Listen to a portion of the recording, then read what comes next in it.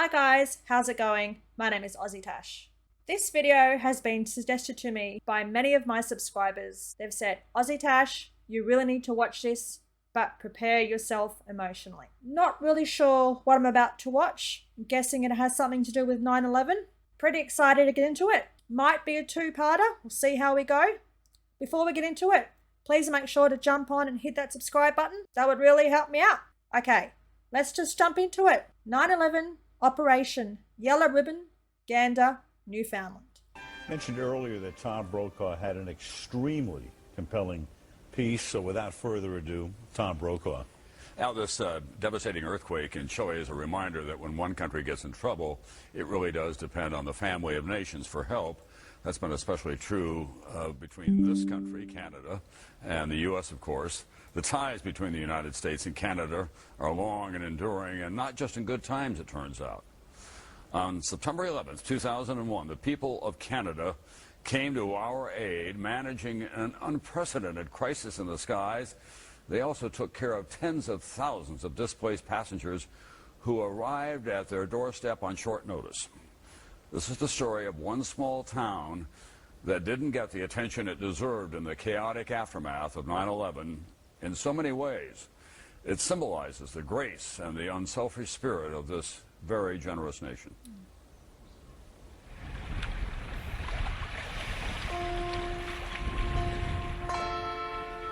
September 11th, 2009. This is a scene that has played out in communities for 8 years since the terrorist attacks of 2001.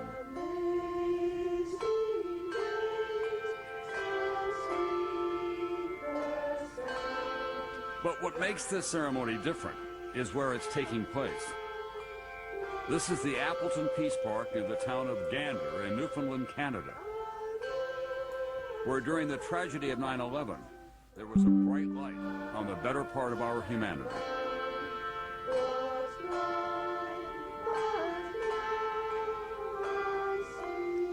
It's a beautiful, beautiful thing that has happened here, and we know that no matter what happens in the world, there are still good people. If this place can be somehow shared with the world would be a much better place. Here in Gander, amid the heartache, an autumn romance blossomed. Here, parents were constantly consoled as they faced wrenching pain. Here, thousands of stranded Americans would form a lasting bond with everyday Canadians who acted with admirable, unwavering kindness.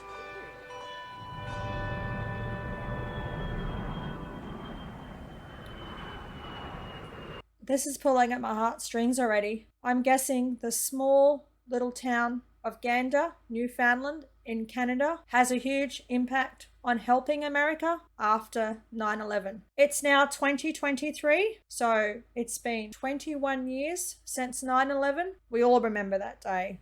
Look at the New York skyline without remembering that day, September 11th, when terrorists hijacked airliners loaded with passengers and jet fuel, flew them into the World Trade Center and killed 3,000 people, altering the lives of an untold number of others.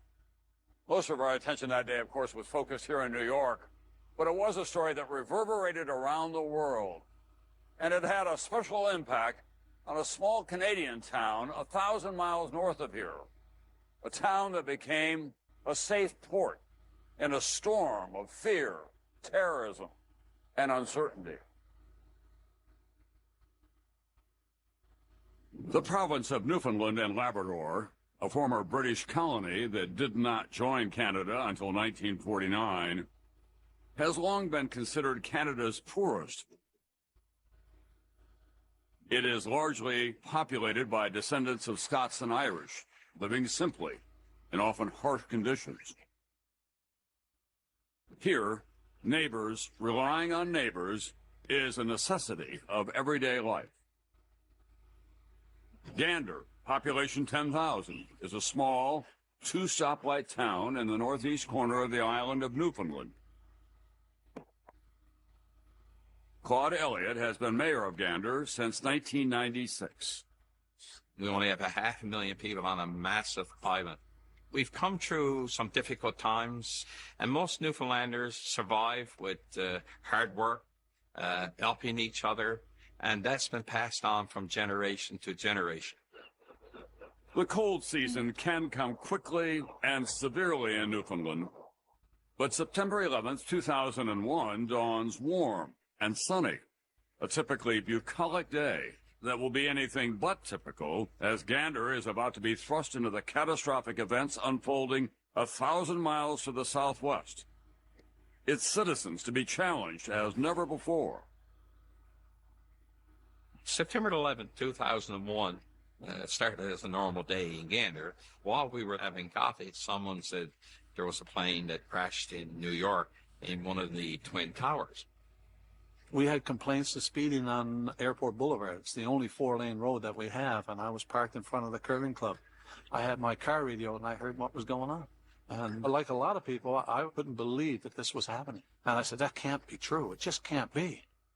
That's right, isn't it? We just couldn't believe what we were seeing. I don't remember seeing the first plane fly into the building. I don't know if there is any footage of that. But the second, oh my gosh. It was a really scary time and a really scary day. Back to this beautiful little town of Gander in Newfoundland. It just looks so beautiful where it's situated. 10,000 people, nice, friendly, wholesome, help your neighbor out. I've got a feeling that this is going to really pull at my heartstrings, this story. I'm really, really excited. It is such a pretty morning, isn't it? Perfect fall morning. On that September morning, air traffic control veteran Ben Slaney is on his first day in his new position as FAA National Operations Manager. Barely an hour into the workday, there is an ominous development. We were trying to locate American 11. It had shut off its transponder and dropped below radar coverage. Thank you very much. We appreciate the book is called Hughes. We want to go live right now and show you a picture of the World Trade Center. A plane has just crashed into the World Trade Center here in New York City. We saw what appeared to be a fireball at the top of the World Trade Center. We had reports of another aircraft that had deviated from its course. Oh, another one just hit.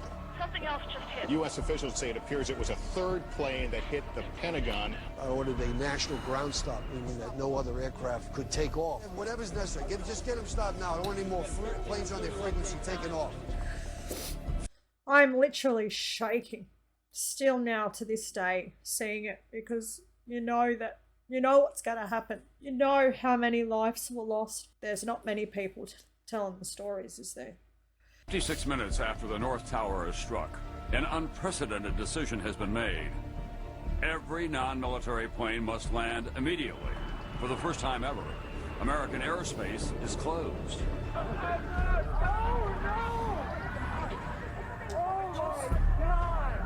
This is war. This is a declaration and an execution of an attack on the United States. The only way to really sort the situation out was to land everyone in our airspace. The FAA now says that all international flights headed for the United States are being diverted to Canada. Hold on. Obviously that was going to happen, or the planes were going to be grounded, but you're right. I never thought about where were they going to fly to. Is Gander? Is that the place they were going to land? Wow. Let's go, I guess. Every day, as transatlantic flights enter and leave North American airspace, they are managed here, the Area Control Center in Gander, Newfoundland. Gander 1174 Center, good day. Clear to send to maintain 6,000 feet. On September 11th, when U.S. airspace is shut down, there are almost 400 planes carrying tens of thousands of passengers westbound over the Atlantic. Around 200 are close enough to return to Europe. 167 more are too far across the ocean to turn back.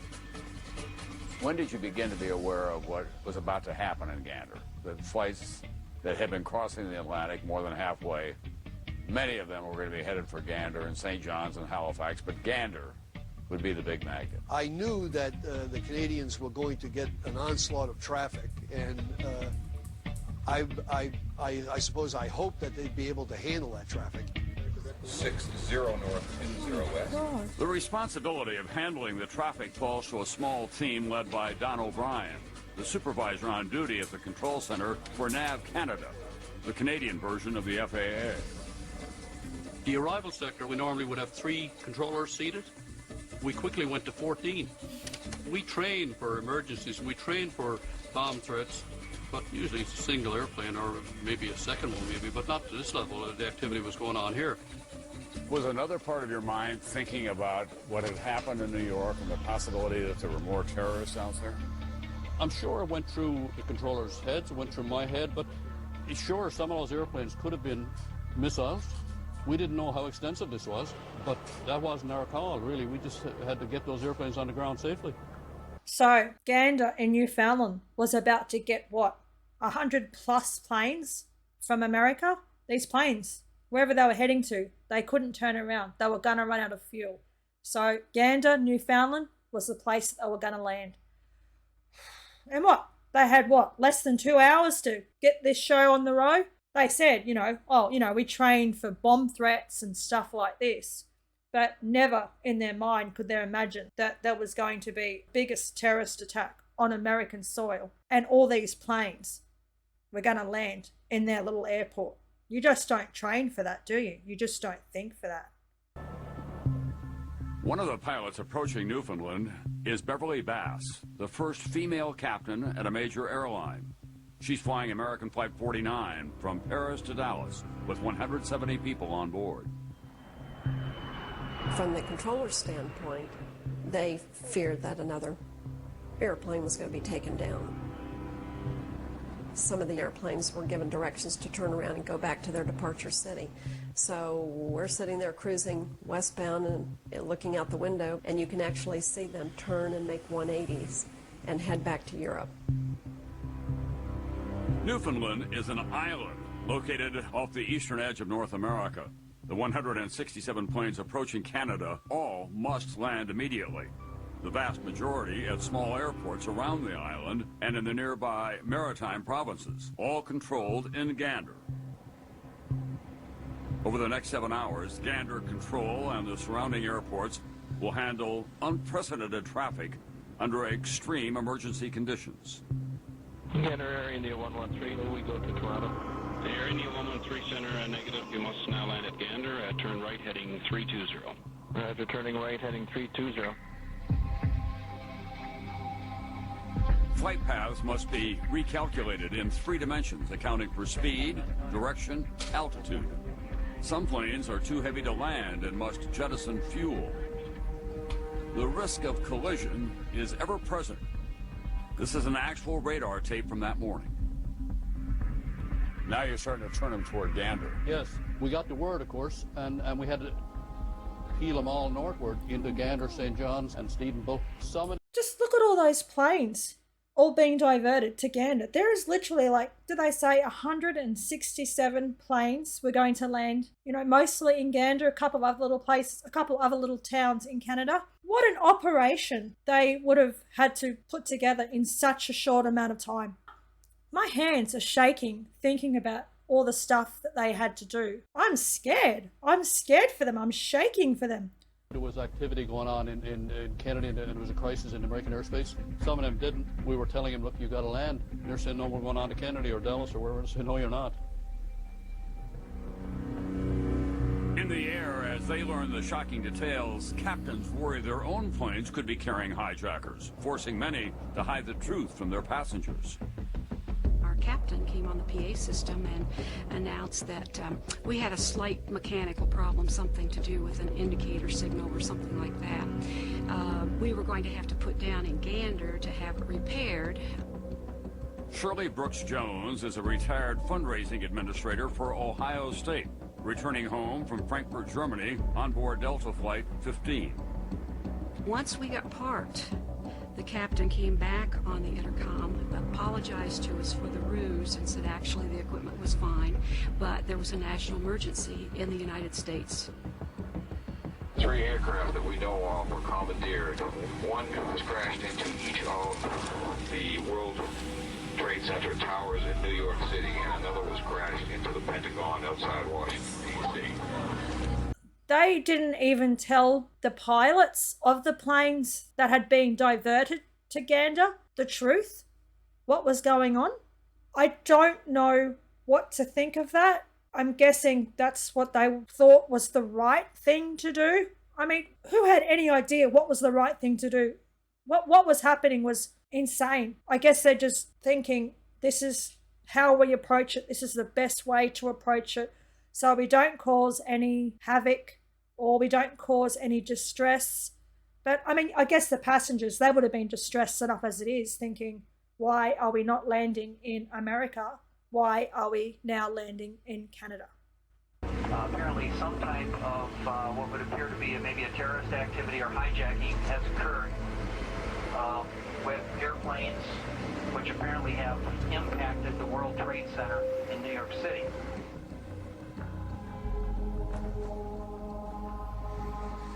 On September 11th, 8 domestic flights are scheduled to land in Gander.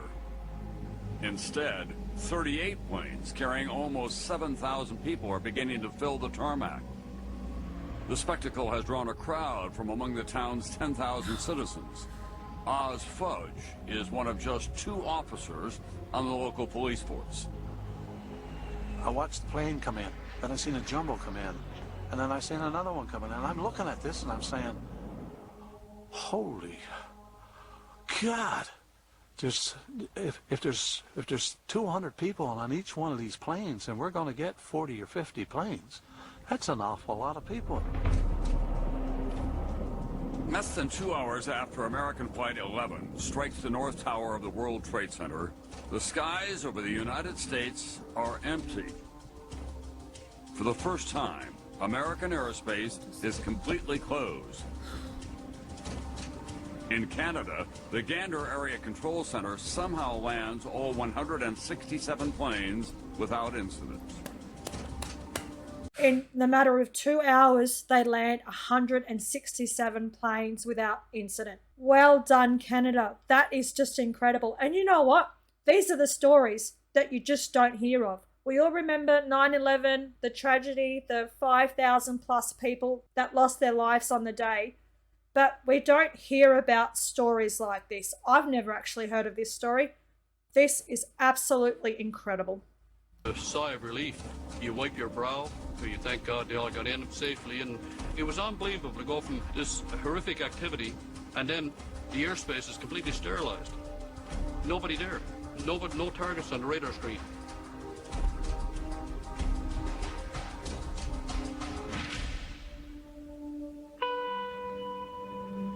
Here in New York, the sad task of the search for the survivors and the victims goes on and on.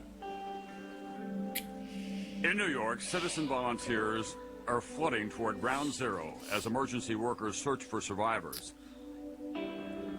1,000 miles from the destruction, the 10,000 residents of the peaceful Canadian town of Gander, with virtually no time to prepare, must also respond with countless acts of generosity, providing food and shelter for thousands of frightened passengers, strangers who have suddenly arrived at their door. Among the stranded, far from home, are the parents of a New York City fireman. Not knowing if their son is at Ground Zero, Hannah and Dennis O'Rourke fear they may never see him again. Thousands of transatlantic flights underline the strategic importance. I just need a minute again. Imagine what those parents would have thought. Their son is a fireman for the New York Fire Brigade, the fire service. Is he there? Chances are he's going to be there. Everyone was there trying to find survivors at Ground Zero. Oh, they would have been so scared, and they were 1,000 kilometers away, and they just would have had no idea. I'm also thinking about this little town, Gander, with 10,000 residents. Now they have to open up their town to another, 6,000 people? Possibly more? Oh. Newfoundland's airports. Gander was an airport before it was a town. In the late 1930s, British and American military officials chose this site on the eastern edge of the continent to build the largest airport in the world. During World War II, This was a takeoff place for American military aircraft headed for the European theater. After the war, Gander continued to play a vital role as a refueling stop for transatlantic commercial airliners. But then, the jumbo jets came along. They could cross the Atlantic non-stop, and Gander's role in aviation was greatly reduced until September 11th, when Gander came alive again, a safe harbor for the jumbo jets that had almost put it out of business. And within a matter of hours, this vast tarmac was filled with planes from around the world, parked wingtip to wingtip. Canada is basically becoming a gigantic runway for every plane and aircraft that was destined for the United States today. In Gander, no one is allowed off the planes until customs and security are in place. Run by airport officials and officers from the regional headquarters of the Royal Canadian Mounted Police, the Mounties. They must process each passenger, plane by plane, until authorities are certain there are no terrorists on board. Among the trapped passengers is New York State Police Officer George Vitale, who is returning from Ireland, where he was doing advanced security for New York Governor George Pataki. We were on this plane for 19 hours, sat on the tarmac, not really knowing what was going on outside, but knowing that it was pretty horrific. The number of casualties will be more than any of us can bear, ultimately. And I don't think we want to speculate on the number of casualties. The effort now has to be to save as many people as possible. There is another New York couple on the Gander tarmac whose connection to the events back home couldn't be more personal. I just wanted to get off the plane and see what was happening, because I was hoping my son wasn't working that day. Dennis and Hannah O'Rourke have been visiting relatives in Ireland. When they learn what has happened, they fear for their 44-year-old son, Kevin O'Rourke, a firefighter from Rescue 2 in Brooklyn. I guess it goes back many years to when I was a kid. The apartment building I lived in, over the years I was there, I ended up having 3 different fires, so I was carried out as a child by a firefighter. So I had fond memories, I had memories to go back to, all of a sudden, in the smoke, this big guy comes up, grabs me, and carries me down the stairs. When he was going for his fire test, and he said, "Mom, you pray for me." And I said, "Yeah, Kevin, yeah." He said, "Pray for me to pass." I said, "Yeah, Kevin." So he missed it by, 1 or 2 points, and he came home that night and he looked at me. He says, "You didn't pray for me. I didn't pass." I says, "No, Kevin, I prayed for you, you'd fail." So he says, "Mom, that's all I want. That's my calling, is to be a fireman." Oh, I can understand why the mum did that. You don't want your kids to do scary, scary jobs. But this young man, that's what he wanted to do. It was his calling. He wanted to be a fireman. I'm really scared about what's going to happen here. Oh, I am shaking. If we just go back a little bit, the processing, the security effort that also would have taken place through customs at Gander to make sure that there was no terrorists, to get all these people through security, that would have been another effort in itself, wouldn't it? They wanted to make sure on all those planes that was no terrorists there. Oh, that would have been so scary, such a big effort. Oh, let's go back to this story. Oh, gosh. While the desperate rescue operation continues in New York, Gander begins the process of absorbing all those passengers. So many that in a matter of hours they will nearly double the local population. Now, Gander is a town of barely 10,000 people. There was over 6,000 of us. Now, if you extrapolate the numbers, New York City is 8 million people, so what's that? 6 million people showing up on your door saying, "Okay, we're here, do something." The painstaking process of registering and removing each passenger continues through the night. Finally, we're free, we're free. We're on the ground after more than 24 hours. We have no idea where we're going, but we're going. It is not until noon on Wednesday, September 12th, when the last passengers are finally allowed into the Gander terminal. They are exhausted and confused, most not knowing where in the world they have landed. Oh. We're going to bus you into Gander, which is just a few minutes away. We're not sure when the FAA is going to open up the United States to travel again. The Department of Transportation in Canada has all air traffic in Canada shut down right now. When you see the footage of what has happened, you'll appreciate why things have been done the way they are. The only vehicles available to transport the great volume of passengers from the airport are school buses, and the local bus drivers happen to be on strike. We were told at the time we got a crisis on our hands, and the strike never came into effect whatsoever. All the bus drivers came back, every one, and we all came back and we did our job. They laid down their picket signs, they went and took their buses and they drove it, and for the next 4 or 5 days just helped out wherever they could. And that's what we're made of. That's the type of people we are. Even though those bus drivers had a dispute with their employer, they had no dispute with the people that landed here. We'll do the best we can to look after this. If there's anything you need, anything at all, I mean anything, just ask, and you will be taken care of, bottom line, okay? Make it as comfortable as possible. As passengers arrive in town, the locals rush to meet them with home-cooked meals. Among them is lifelong Gander resident Beulah Cooper, an organizer at the Canadian Legion Hall. 7 o'clock that night, I got a phone call from the Legion and asked me to do a tray of sandwiches. They have them down there by 8 o'clock. I didn't know what was going on. Brought down a tray of sandwiches and I found out about the planes. Your heart went out to each and every one of them. A tray of sandwiches. Oh. That's so beautiful, isn't it? Can you make us a tray of sandwiches? Yet she had no idea that there was going to be 10,000 people there needing help, needing shelter, scared.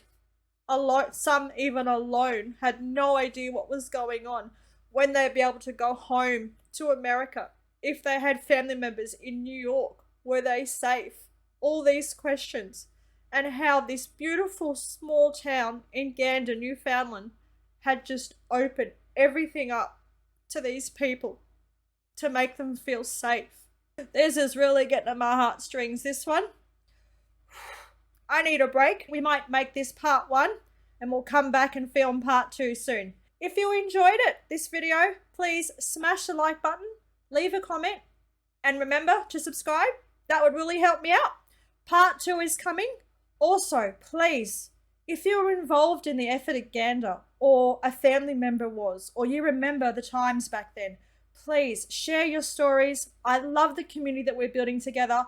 I'd love to hear your stories. Okay, we'll see you for part 2 soon. Cheers from down under. Take care.